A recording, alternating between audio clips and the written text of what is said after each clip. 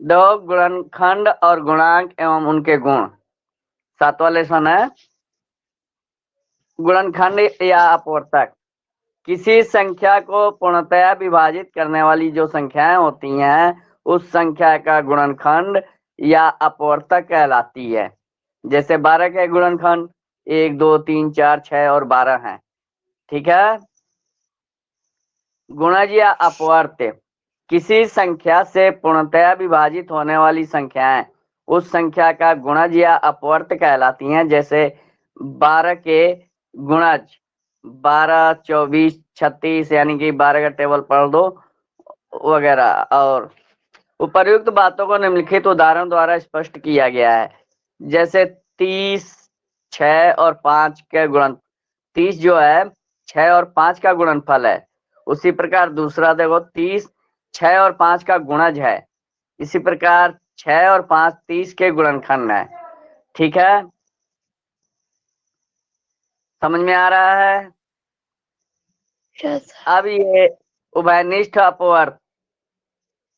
उभयनिष्ठ अपवर्त दो या दो से अधिक वैसी पूर्ण संख्याओं को कहते हैं जो उनमें प्रत्येक संख्या का अपवर्त होता है। जैसे 4 और 6 का उभयनिष्ठ अपवर्त 48 है, क्योंकि 4 गुणे 12 बराबर 48 और 6 और 8 का भी 48 है। 6 है 48। ठीक है। इसी प्रकार अब आता है उभयनिष्ठ गुणनखंड।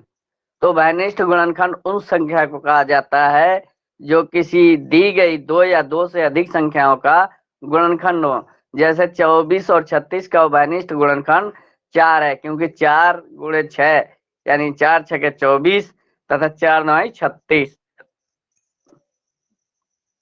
अब आता है अभाज्य गुणनखंड। अभाज्य गुणनखंड क्या होता है कि यदि किसी संख्या के गुणनखंड अभाज्य हो तो उन्हें अभाज्य गुणनखंड कहते हैं। जैसे 18 के अभाज्य गुणनखंड 2 3 3 है, यानी 2 3 6 3 18, यानी ये अभाज्य गुणनखंड है। अब आता है असहभाज्य संख्याएं। तो यदि दो संख्याओं का एक के अतिरिक्त कोई भी साझा गुणनखंड न हो उन्हें असहभाज्य संख्याएं कहते हैं। जैसे 3 और 5 15 और 17 असहभाज्य संख्याएं हैं। यह आवश्यक नहीं कि असहभाज्य अभाज्य भी हो। ठीक है, ये कोई जरूरी नहीं है, भाज्य भी हो सकती हैं। अब याद करने योग्य बातें, ये चीज ध्यान रखना कि किसी संख्या का गुणज उस संख्या और प्राकृतिक संख्या का गुणनफल होता है। प्रत्येक संख्या एक की गुणज है, प्रत्येक संख्या स्वयं की गुणज है। किसी संख्या का गुणज या तो उसके बराबर या उससे बड़ा होता है। गुणज असंख्य है। किसी संख्या का गुणज उस संख्या के पहाड़ों में आता है।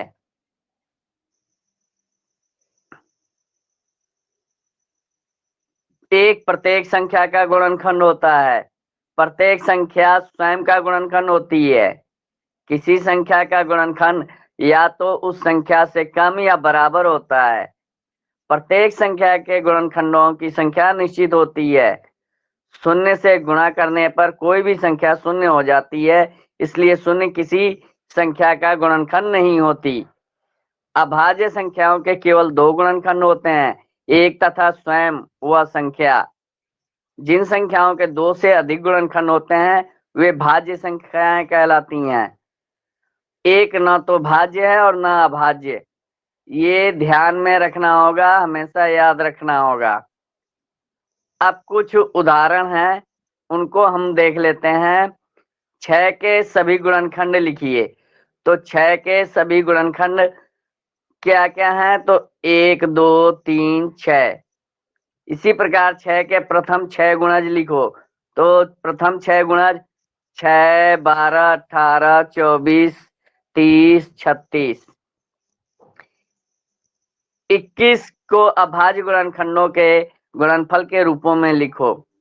तो 21 को 3 गुणे 7, ये इनके अभाज्य गुणनखंड है। अब दिया है 7 की घात 5, 9 की घात 7 और 11 की घात 9, इन तीनों का आपस में गुणा दिया हुआ है कि अभाज्य गुणनखंड कुल कितने होंगे। तो ये देखो 7 की पावर 5 गुणे 9 की पावर 7 गुणे 11 की पावर 9, तो इनके जो है कि 7 की पावर 5 गुणे 3 की पावर 7, यानी 9 का गुणनखंड बन गया ना 3 की पावर 7 और 11 की पावर 9। अतः कुल अभाज्य गुणनखंडों की संख्या क्या होगी? 5 + 7 + 7 + 9, ये जो ऊपर दिए हुए हैं इनके, ठीक है, 7 इसमें भी 7 इसमें भी और ये 9, तो हो गए अपने 28। समझ में आ गया? देखो ये 9 के हमारे गुणनखंड हो गए, तो 3 की पावर 7 और फिर से 3 की पावर 7, यानी 5 7 7 9, ये हो गए आपके। इसके बाद अब आगे देखिए, पांचवा दिया हुआ है 80 के अभाज्य गुणनखंड कौन कौन से हैं। तो ये देखिए, जैसे एलसीएम निकालते हैं उस तरह से इसका गुणनखंड बनता है। ये गुणनखंड बना दिया गया है। 2 का अगर 80 में डिवाइड करते हैं तो 40, और 2 से फिर 40 में भाग देते हैं तो 20, फिर 10, फिर 5, फिर 1। तो इस प्रकार से 80 के जो अभाज्य गुणनखंड बने वो बने 2 गुणे 2 गुणे 2 गुणे 2 गुणे 5। तो समझ में आ गया?